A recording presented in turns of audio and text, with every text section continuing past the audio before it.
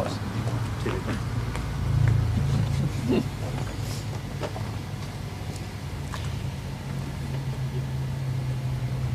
How you doing? We're good to go? Good afternoon, everyone. Thank you for joining us and the ACT Party here today in Auckland. We're here today to talk about crime. Before we do, I'd just like to acknowledge my fellow MPs that are with me, Simon Court, Dr. Parmjeet Palmer, and of course our Tamaki candidate, Mr. James Christmas, who's joined us here today, because we're here to talk about crime and it impacts every New Zealander. We have, as a government, been able to move forward with ACT at its helm to be able to do some real changes in crime and the way that people are held accountable. First and foremost, we make sure that victims are at the heart of all of our crime policies. We have introduced 3 strikes to ensure that people are held accountable, and we've reduced sentencing discounts to ensure that that accountability is real for the victims. One of the areas that we know still needs work on is that with burglary. And today, the ACT Party are announcing their Campaign 2026 policy, which is 3 strikes for burglary. This means that any burglar who commits a 3rd strike will get 3 years in prison minimum with no parole. This is how we believe the victims of crime can be looked after by an ACT government that continues to ensure that the victims are put first. We know that there are over 184,000 victims of burglary throughout New Zealand, and the majority of criminals that commit these crimes are recidivist criminals, constantly burglaring people, almost making a career out of that crime. ACT says that it's time that this stops and that there is real accountability. So we will ensure that there is a full stop for those that commit more than 3 burglaries by ensuring that they have a 3-year jail term at the absolute minimum with no parole going forward. Of the 184,000 victims that the Ministry of Justice are aware of, only 58,000 people report these burglaries to police, and an astonishing only 4,200 are sentenced as a result. On average, they are sentenced to around 382 days in jail. But what we do know is that those that get out of jail, 56% of them are likely to reoffend, and 73% are likely to go back into jail for that offending. As a result, we want to ensure that when a person goes to their home remains their castle. Their home remains the place where they can keep secure not only themselves, their family, their belongings and their property rights. If a person cannot feel safe in their home, then where do they feel safe? So by introducing a 3-strike penalty for burglary, we will make sure that those career criminals will not be out on the streets making more victims and invading more homes into the future. Happy to take questions. Have you done any modelling to know how many more people would end up in prison because of this policy? We have looked at some modelling. We do know that of the 1,800 people that were convicted last year, 925 of them went to jail. So our modelling will be based on the 925 that have gone to jail, recognising that not everybody in that 925 will actually be eligible for a 3rd strike at this stage. What is the average sentence for someone who's charged with 3 or more burglaries at the moment? There is no way of being able to tell what the average is for more than 3, but the average for burglary is 382 days. That is just a little over a year. We are aware that the courts have the ability to impose a 3-year minimum sentence and up to 10 years maximum. We will still encourage the courts to be able to use that discretion. However, on a 3rd strike and subsequent strikes, a convicted person would have to spend 3 years in prison without parole. Why only target burglary here, not theft more generally? Well, burglary is an area where somebody actually enters either your home or your business and they invade that space. They're going through your belongings, quite often your drawers, they're going through your fridge, they're going through everything. This is an area where people should feel safe, and we want to make sure that the victims of crime are recognised here, especially because there are so many of them. 184,000 victims in New Zealand. They should not have to have repeated criminal activity affecting them. 1 in 4 New Zealanders have been burgled more than once. How much is this going to cost? We have not been able to model that costing, but we suspect it may be somewhere around the $200 million mark, just looking at the cost of people going into prison and how many we expect may be there.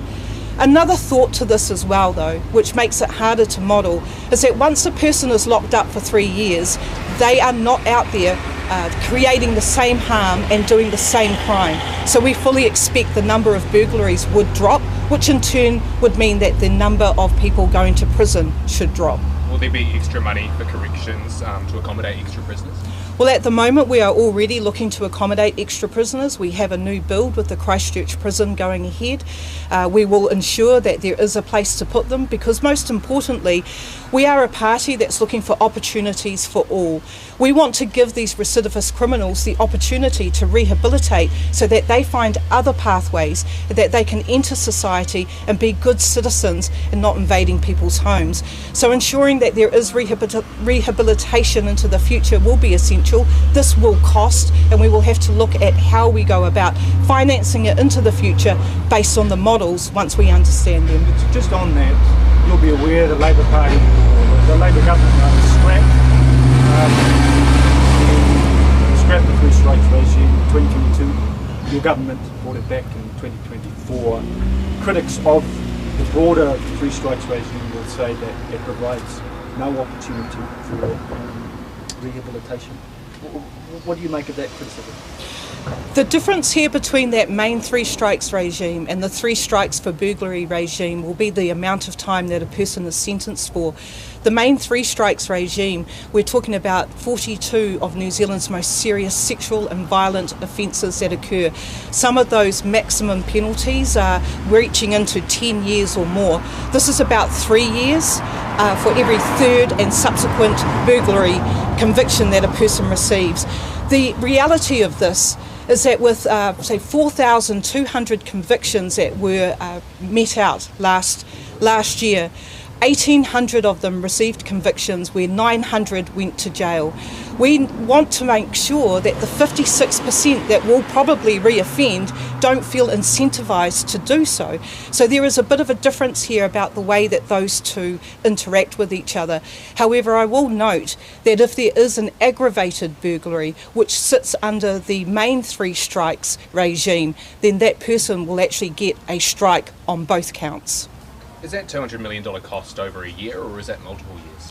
That would look to be over a year if 925 people were convicted of a 3rd strike. As I mentioned earlier, 925 people were convicted of burglary. Not all of them were on a 3rd strike, so to speak. It was quite hard to try and get those numbers out of corrections when they don't carry them or capture them in the exact question that we ask of them. And is there going to be rehabilitation services in place for people that maybe are on 1 strike, maybe on 2 strikes before they get to that 3 strike level? What will happen with the 3 strike regime is that when a person is convicted by the judge at their 1st strike and then their 2nd strike, they will also receive on top of that a formal court warning telling them that they've received their 1st warning and then their 2nd warning, and advising them that on their 3rd and subsequent that they will be eligible for prison for a minimum of 3 years without parole. But if they've resulted in burglary, is that enough? Is a warning enough to rehabilitate them and stop them from committing this again? Well, one would hope so. To be given a warning would be saying that you're still continuing to commit these offences even though you've been warned you'll be locked up for 3 years. I think eventually we will get to a point where only the hardened career burglars will continue to carry on until they get to a point where they cannot any longer because they're locked behind bars. Have you canvassed this with other parties? Who's most likely to support it? ACT is really proud that we come up with the good ideas for policies for our campaign election. We have always said that we want to make sure victims are at the heart of our justice system. We don't feel that all political parties feel that way. You yourself mentioned how others wanted to get rid of the 3 strikes regime for the aggravated and more serious sexual and violent offences. We don't. We believe that there should be accountability. This is ACT's idea that we're going to take to campaign on in election. Is it a bottom line policy for your party? Too early to talk bottom lines. What we want to talk about is how we make New Zealanders feel safe in their own homes, how we can support them to make sure that how they go about their lives is not interfered with by career criminals. Have you talked to your coalition partners on this?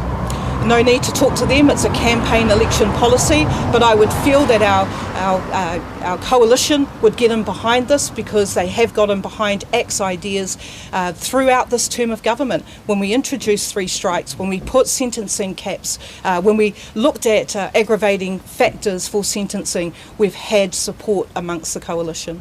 When these criminals get out after 3 years, are they not going to be more hardened criminals? Well, if they have that opportunity to rehabilitate, then we would expect actually that they will come out and see in the outside world the opportunities that are there for them. Every single person in this democracy has an opportunity to make their lives better, and therefore the lives of those around them better. We want to try and give people those opportunities, and putting them in prison so they're not creating more harm means that they will get an opportunity while they're in there to change their ways. You see Labour's solar policy that they announced today, is that something that you support? We do support the fact that we do need to have or look at having solar or alternative power sources within New Zealand. Do not agree with them raiding the Energy Security Fund to do that. That's like robbing Peter to pay Paul. But I think it might be prudent of me to pass on to our energy spokesperson, Simon Court, to answer that. Oh, thanks, Nicole. Do you want me to step up? Yes, please. Yeah. So let's be clear. We put aside $200 million to secure the gas system in New Zealand. The previous Labor government trashed it by banning oil and gas exploration.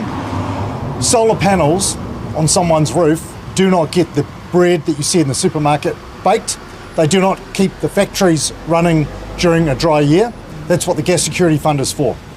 Now, if Labor was serious, they could have rung up one of the banks and found out that actually you can get a solar loan at 0% interest for your house. This is not a serious policy when it comes to energy. Just on that, the National, of course, they made an announcement 2 or 3 weeks ago on it. Labour today, the Greens also support that ratepayer assistance scheme. I'm wondering if you support that as well, and if you do you think that the government should just crack on with it already? Well, homeowners can crack on with it already. I've made the point. You can ring up your bank, Westpac offers it, a 0% solar loan. So that's a lot cheaper than the cost of the debt that councils will take on to finance a homeowner into solar. It's also a lot cheaper than the debt that Labor left us. We're paying $11 billion a year in interest on the debt that government left us. And now they're saying they want to take the $200 million we've put aside to stand up the gas exploration industry again, so we can actually get the energy we need, so they can hand out subsidies for people to put solar on the roof. It's ridiculous. It's not serious energy policy. So could I just get some clarification on what your party's policy on solar is? Do you support more solar being built, or is it different from the parties I mentioned already? Of course, people should be free to put solar on the roof. We want to make sure the regulations, whether it's Resource Management or Building Act, are clear. You should be able to do it as of right. We want to make sure that the lines companies that currently hold people up from actually being able to get a good deal, that we sort out that regulation.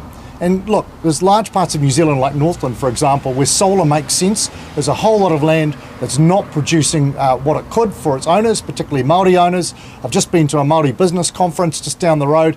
What I said to them was, invest in solar, invest in wind. If you've got problems developing the land, there's something you can do to actually earn some money for your people.